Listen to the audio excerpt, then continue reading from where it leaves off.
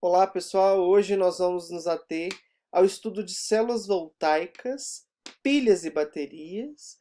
O meu intuito com vocês é enxergar um pouquinho de potencial eletroquímico padrão, células eletroquímicas fora da situação padrão e também falar um pouquinho de equações de Nernst. Falar também dos tipos de pilha, dentre eles a pilha de concentração, a pilha de aeração diferencial. Esse é o meu intuito com vocês. Bom, quando a gente fala de células voltaicas, que é o foco da nossa aula, nós temos que pensar algumas coisas. Células voltaicas são os aparatos onde nós conseguimos, então, aproveitar os elétrons que são trocados em uma reação redox. Eu consigo aproveitar a energia desses elétrons para realizar trabalho. E é isso que a gente vai fazer. Estudar uma reação redox, como a gente já viu algumas, nós vimos reações redox balanceadas no meio ácido e meio básico. E agora a gente vai pegar essas reações, aqui nesse caso meio neutro, mas nós já sabemos em meio ácido e meio básico. Eu vou pegar isso tudo agora, transformar em um aparato onde eu consigo aproveitar a energia química que está sendo liberada nessa reação química. Então vamos lá. Eu tenho aqui uma reação que a gente vai estudar um pouquinho dela. Ó. Zinco sólido mais cobre 2 mais aquoso, formando zinco 2 mais aquoso mais cobre sólido. Vamos ver como é que seria essa reação mesmo. Aqui nós temos uma solução de sulfato de cobre, que é azulada. E aqui nós temos uma plaquinha de zinco. Eu coloco cobre 2 mais aquoso e zinco sólido em contato. Então, esses são os nossos reagentes. E a gente agora vai pensar no que seriam os nossos produtos. Percebam a primeira coisa, que a solução ela fica mais clara. Isso indica para a gente que há um consumo de cobre 2+. Toda solução de cobre 2+, ela é muito azulada. Quanto mais cobre 2+, mais azul ela fica. Então percebam que em relação à primeira imagem, a segunda está com a solução mais límpida, mais clara. Outra coisa que a gente consegue perceber é que em torno da plaquinha de zinco há a formação de um sólido marrom. Vamos tentar ver quem são esses caras que estão atuando nesse caso? Ó, zinco sólido está aqui, cobre 2+ aquoso aqui. Quando acontece a reação química, ou seja, acontece essa reação química, a transformação, eu tenho a plaquinha de zinco ficando coberta de um sólido amarronzado. Olha quem é esse sólido amarronzado? O cobre sólido. E para que aconteça a formação do cobre sólido aqui, ou seja, o cobre 2+, que estava na solução, reduzir a cobre sólido, ele teve que receber 2 elétrons. Quem está doando esses 2 elétrons? O zinco que estava na plaquinha aqui começa a se desgastar, começa a ser oxidado e vem para a solução. Bom, então uma reação redox, conforme a gente já estudou previamente, nós podemos propor as nossas semi-reações. As semi-reações nesse caso é a semi-reação de redução, prozinco, zinco sólido, se convertendo a zinco 2+, aquoso mais 2 elétrons, no caso aqui a oxidação, desculpa, e na redução, cobre 2+, aquosos, mais 2 elétrons, se convertendo a cobre sólido. Ok? Agora vamos ver uma outra situação. A mesma reação vai acontecer, porém nós vamos usar uma célula voltaica. Olhem aqui. Eu tenho uma plaquinha de zinco. Eu tenho uma solução azulada de cobre. Elas estão em ambientes separados. E dentro de um becker eu coloquei uma solução rica em nitrato de zinco, por exemplo. E essa solução de nitrato de zinco, eu coloquei a plaquinha de zinco. Do outro lado, eu peguei uma plaquinha de cobre e coloquei dentro da solução de cobre. Então, o que importa para a gente agora, para comparar com o que a gente já falou há tempos atrás nesse vídeo, é pensar na plaquinha de zinco e na solução de cobre. Era isso que estava lá naquelas imagens que a gente acabou de discutir. Certo? Então vamos lá. Vamos prestar atenção em uma coisa. Eu tenho dois ambientes separados e a esses ambientes separados eu conectei um circuito externo, inclusive com um interruptor, onde eu vou controlar o fluxo de elétrons, e eu coloquei um voltímetro, e esse voltímetro ele vai funcionar para poder medir a diferença de potencial entre este ambiente rico em zinco e este ambiente rico em cobre. Nesses dois sistemas, eu também coloquei um tubo aqui, ó, em U, que daqui a pouquinho a gente fala sobre ele. Bom, as semi-reações que vão acontecer aqui ou na imagem anterior a esse vídeo, neste vídeo, nós temos a semi-reação de oxidação do zinco, que a gente acabou de falar a um slide anterior, e a semi-reação de redução do cobre. Tudo bem? Na semi-reação de oxidação do zinco, a gente vai perceber que o zinco vai se converter a zinco 2+ aquoso. O zinco sólido da plaquinha vai se converter a zinco 2+ aquoso e vai liberar 2 elétrons. Eu posso mostrar para vocês o seguinte, que essa plaquinha, então, ela vai perdendo cada vez mais zinco, que está no estado sólido, e eu vou convertendo a zinco 2+ aquoso. Eu vou aumentando cada vez mais aqui nessa solução a presença de zinco 2+. Tudo bem? Os elétrons que são perdidos nessa semi-reação de oxidação, eles passam por esse circuito externo, passam pelo interruptor, passam aqui no voltímetro, que vai determinar para a gente a diferença de potencial entre este ambiente e esse ambiente. E aí a gente tem os elétrons chegando aqui na plaquinha de cobre. O cobre é um metal, como o zinco também, bom condutor de corrente elétrica. Esses elétrons entram em contato com a plaquinha e, consequentemente, encontram com cobre 2+ aquoso. Esse cobre 2+ aquoso mais os 2 elétrons que estão chegando formam para a gente o cobre sólido. E aí eu vou ter a formação aqui em torno dessa plaquinha de cobre sólido, conforme a gente percebe nessa reação.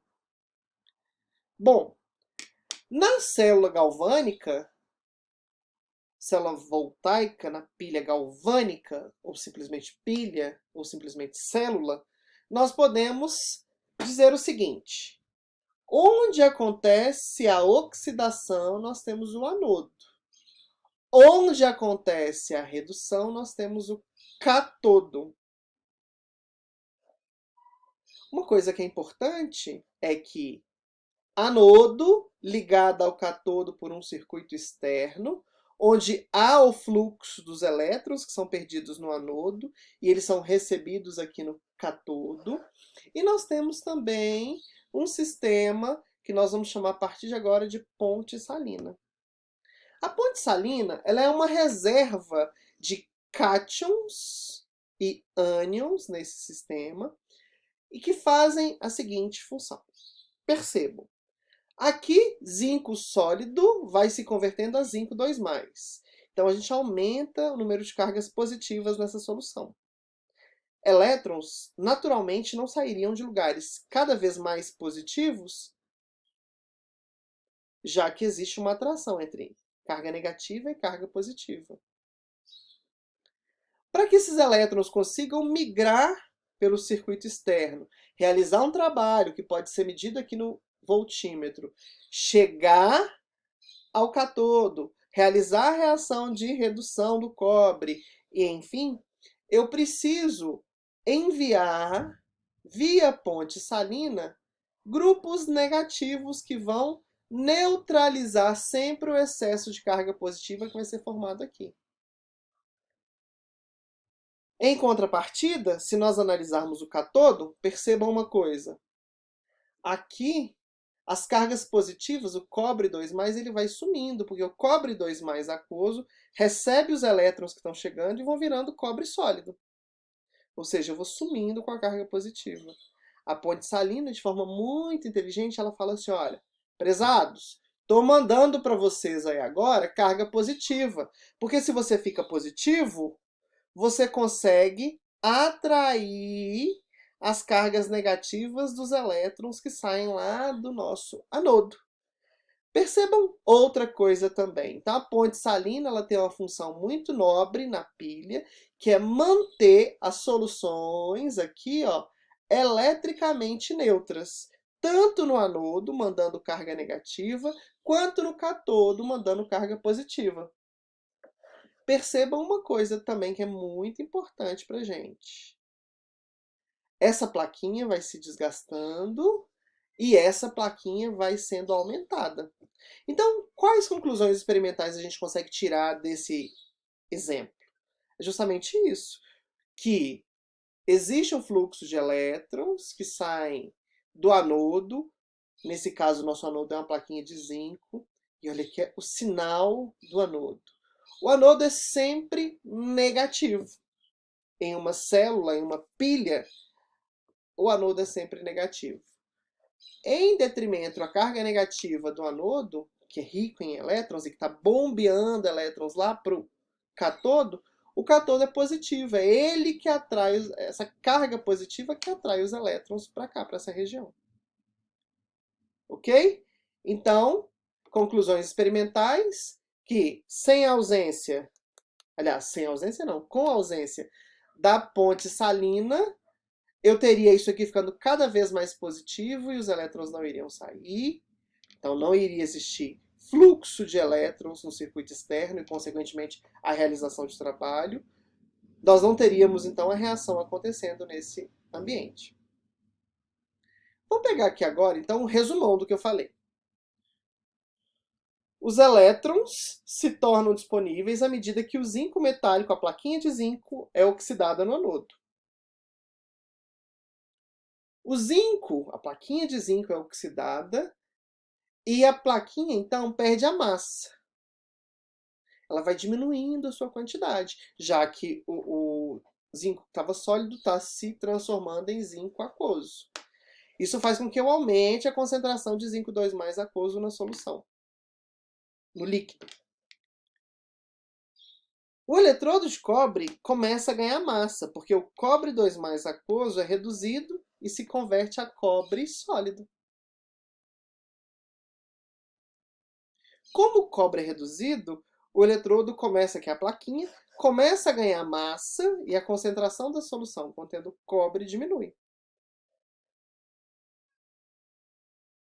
Para uma célula galvânica funcionar, as soluções devem estar sempre, devem se manter sempre eletricamente neutras. Mas como isso pode ocorrer, já que há um consumo de carga positiva de um lado e do outro lado há a formação dessas mesmas cargas positivas? Como é que ela vai ficar neutra? Sendo que eu estou consumindo carga positiva e estou em um lugar e estou formando carga positiva na outra. Aí tem a ponte salina. Olha o que a ponte salina faz. A ponte salina ela é usada para forçar a migração de espécies de carga positiva para a solução que está deficiente nessa carga. No nosso caso, lá no cátodo. O mesmo vai ocorrer com as cargas negativas. A ponte salina olha para aquilo ali e fala, olha, não, vai ali resolver o problema. Lá está com excesso de carga positiva. Eu quero que aquela solução fique neutra.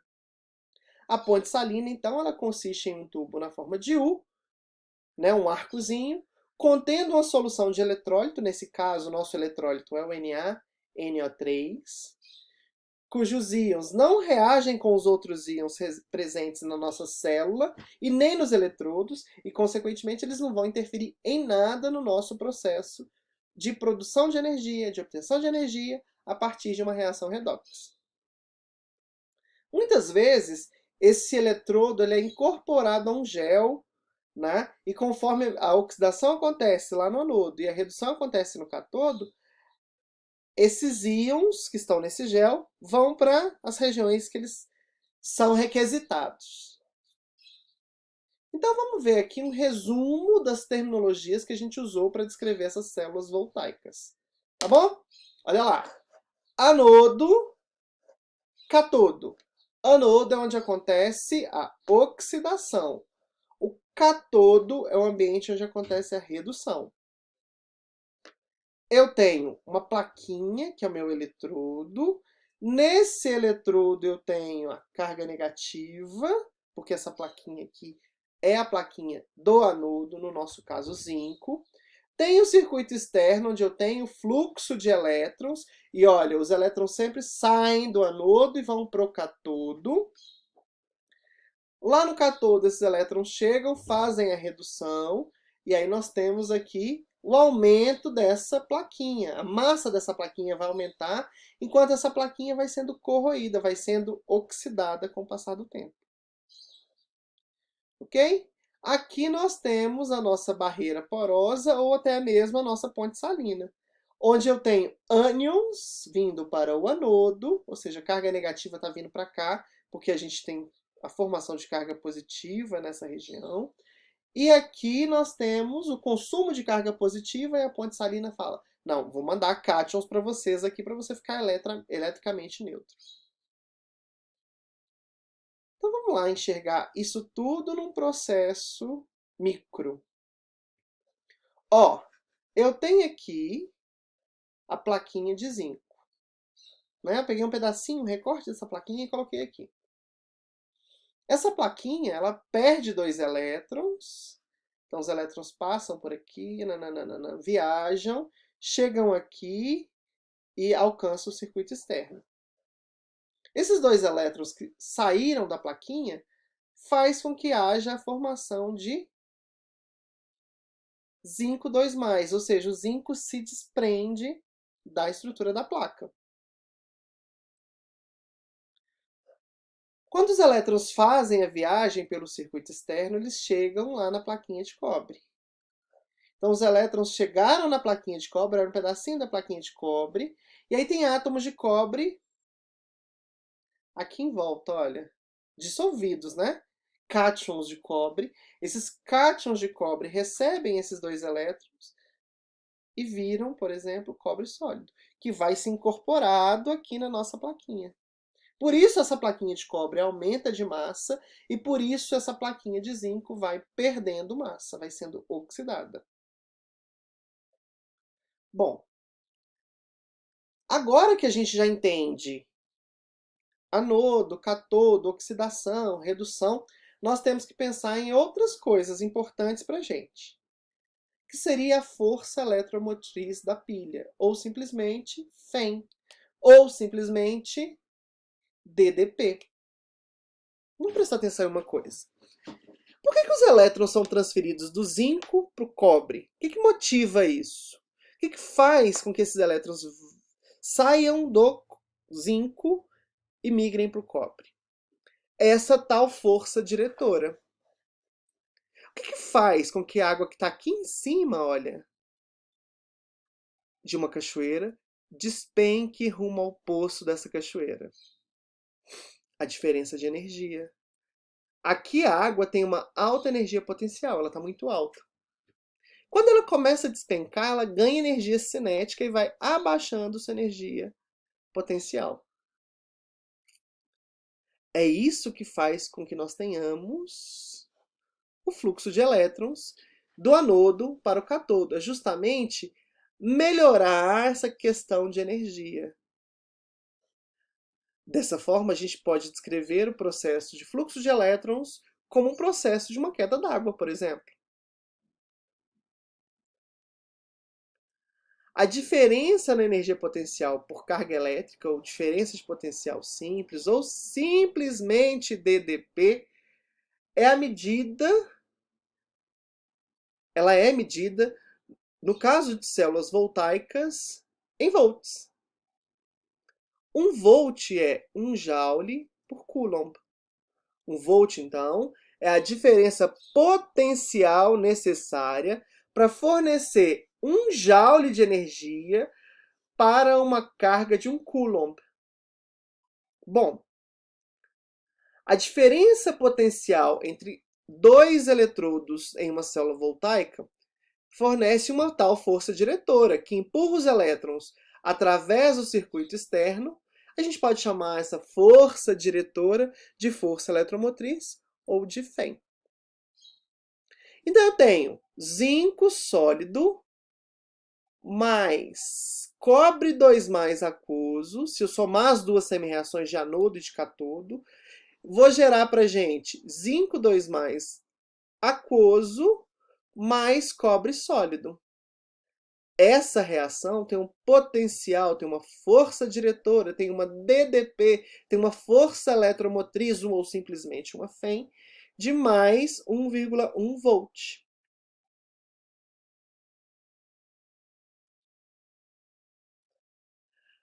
Ou seja, se eu faço essa reação do cobre e do zinco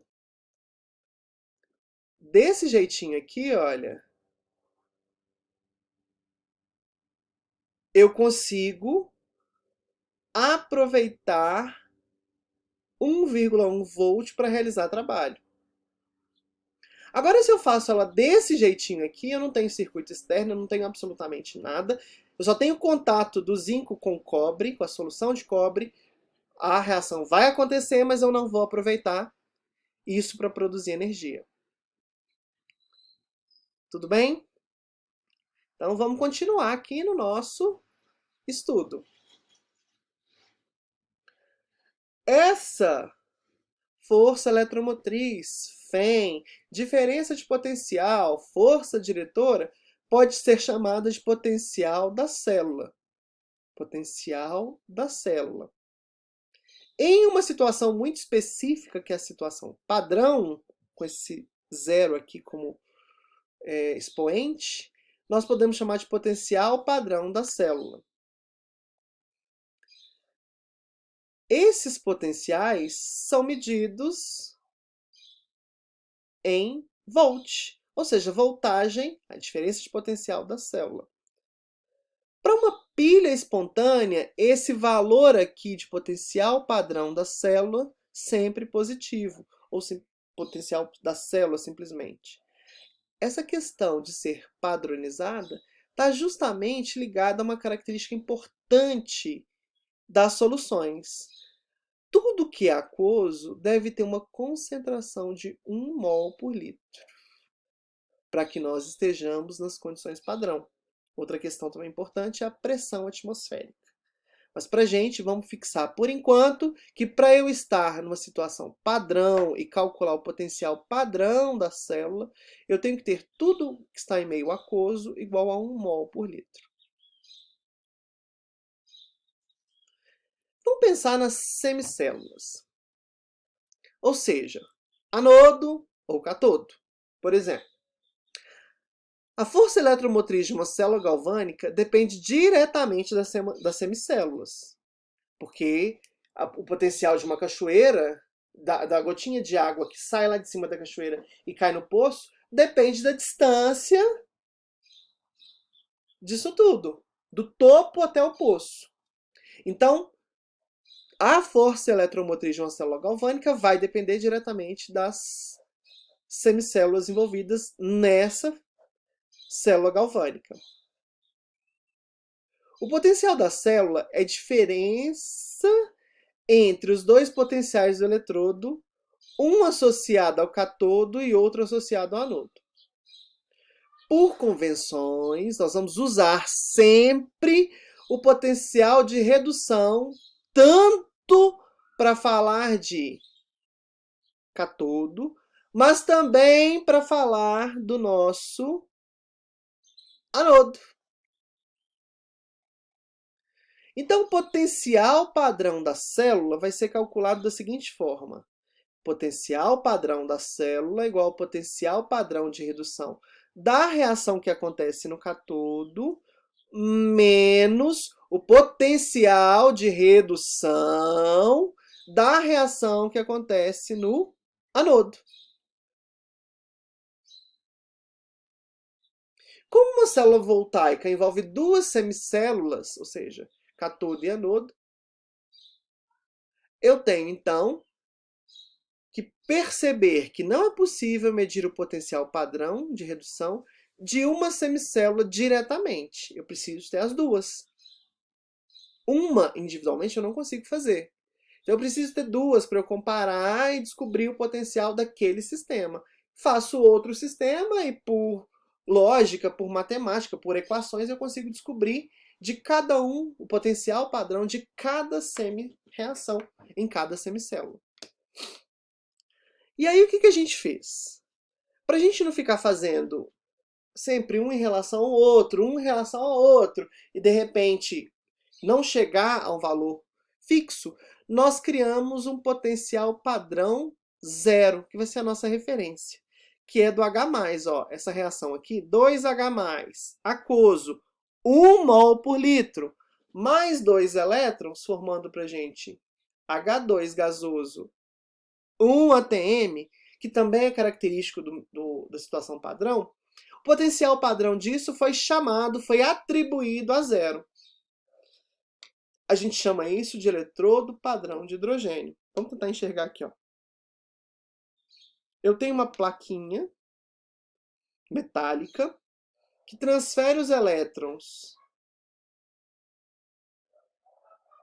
para a água. Então os elétrons vêm para cá, o H+, ou H3 ou mais, que para a gente é a mesma coisa, recebe esses elétrons, viram gás hidrogênio. Olha o gás hidrogênio aqui, duas bolinhas brancas formando para a gente H2. Essa reação, então, pode nos ajudar, se a gente chama ela de zero, de potencial padrão zero, isso aqui, ó, eu posso descobrir qual é o potencial, por exemplo, do zinco. Zinco sólido mais 2H+ aquoso, formando para a gente zinco 2+ aquoso mais gás hidrogênio.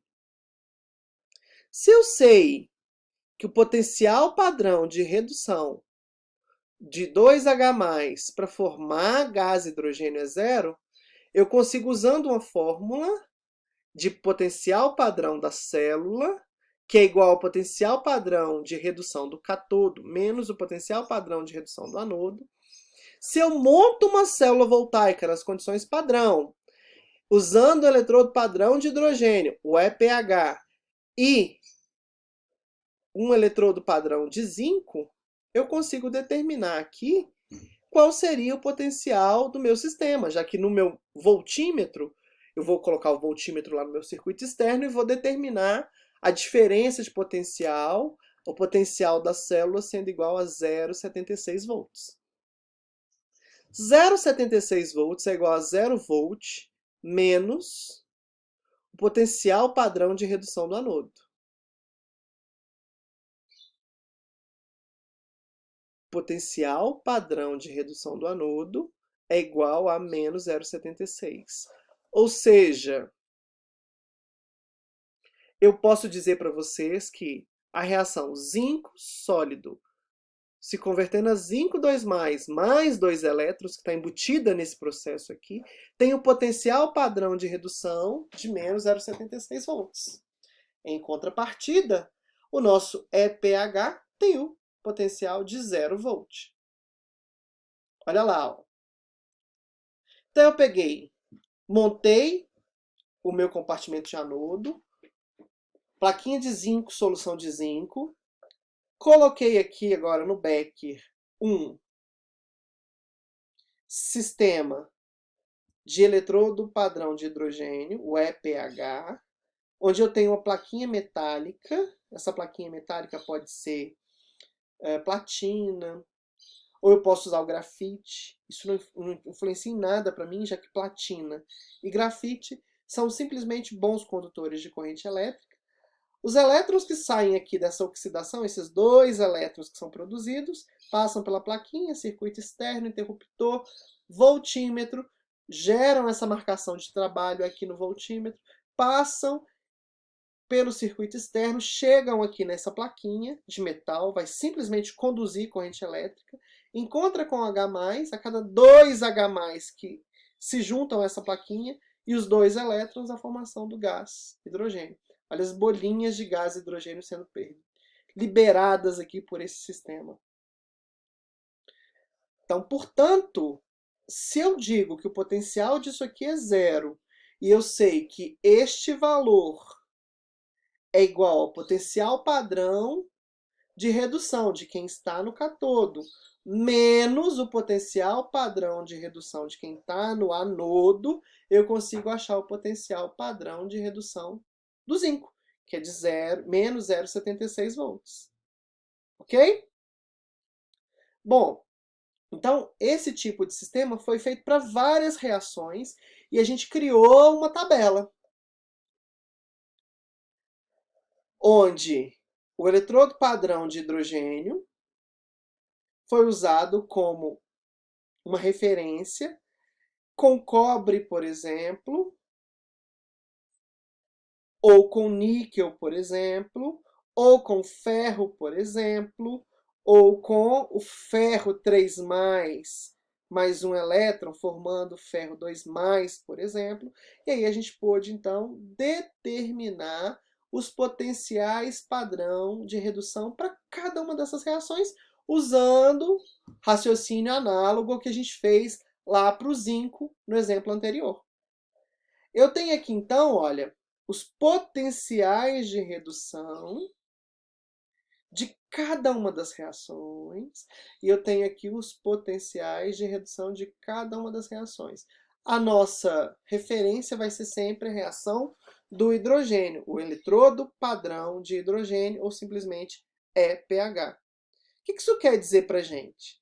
Quer dizer para a gente que esse cara tem um potencial muito grande de reduzir. Enquanto esse cara aqui embaixo tem um potencial muito baixo de reduzir. Ou seja, enquanto esse cara F2 vai sempre reduzir, o lítio mais, na realidade o lítio sólido, vai sempre oxidar. Tudo bem? Ou, se a gente quiser olhar nesse sentido, enquanto esse cara vai sempre reduzir, esse aqui nunca vai reduzir.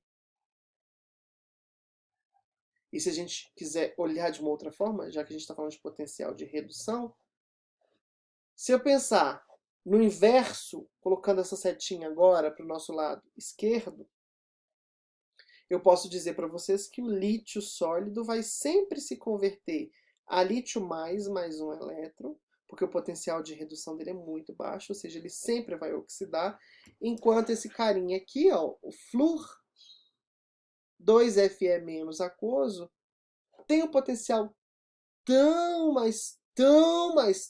alto de reduzir, que ele nunca vai ser 2Fe- aquoso se convertendo a F2 gasoso mais 2 elétrons. De novo, lembrando que a setinha, nesse momento de comparação de oxidação, eu teria que inverter isso aqui. Bom, uma coisa que é importante a gente falar para vocês é que o potencial padrão de redução é uma propriedade intensiva da matéria. O que é isso, Bruno? Bom, ela não varia com a quantidade de matéria. Por exemplo, se eu pego aqui, ó, 2 zinco, 2 mais aquoso, mais 2 elétrons formando zinco sólido. O potencial, se eu montar uma célula galvânica, vai dar isso aqui, menos 0,76, o potencial padrão de redução para essa reação. Se eu pego aqui agora 2N, 2 mais aquoso, mais 4 elétrons, formando 2N sólido, o potencial sempre vai ser o mesmo. Isso é uma propriedade intensiva da matéria. Ok? Bom, então agora a gente vai fazer um exercício. O exercício é: construa a célula voltaica completa para a seguinte reação. indique a reação que ocorre no anodo, a reação que ocorre no cátodo, o sentido das migrações dos elétrons e os íons, correto? E os sinais dos eletrodos. Quem é positivo, quem é negativo, quem é o anodo, quem é o cátodo, quem é a semi-reação que acontece no anodo, quem é a semi-reação que acontece no cátodo.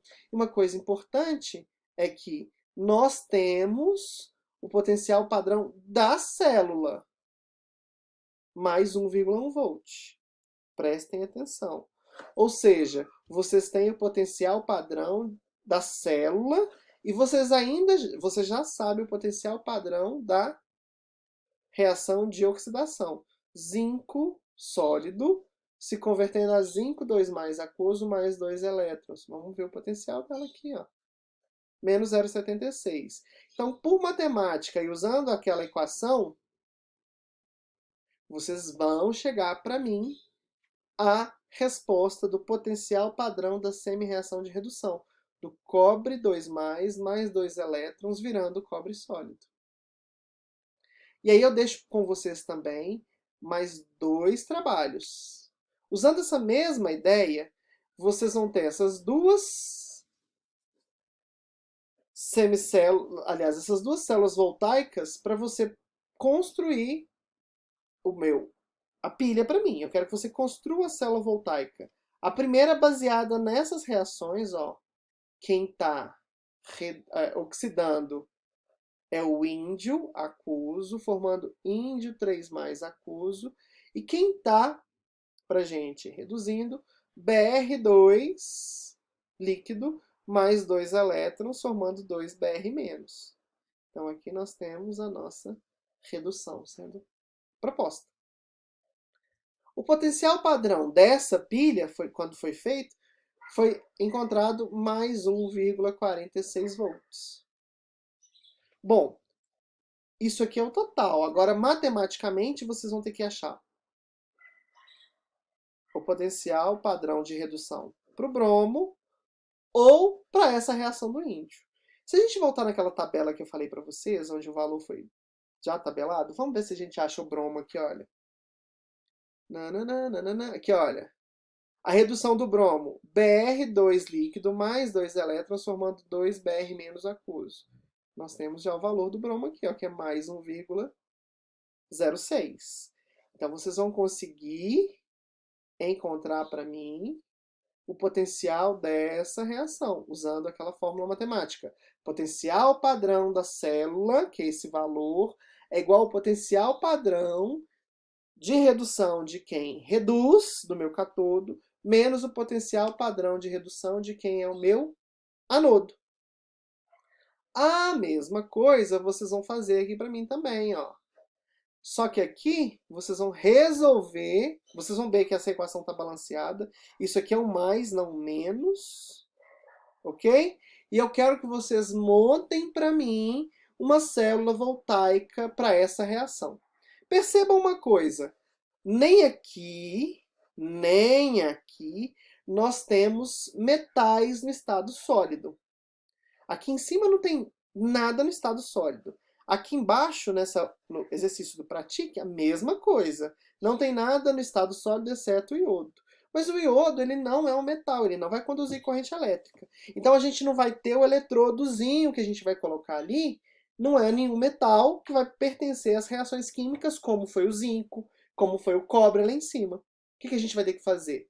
Vamos tentar usar, por exemplo, a platina, como foi usada aqui, ó, para o eletrodo padrão de hidrogênio.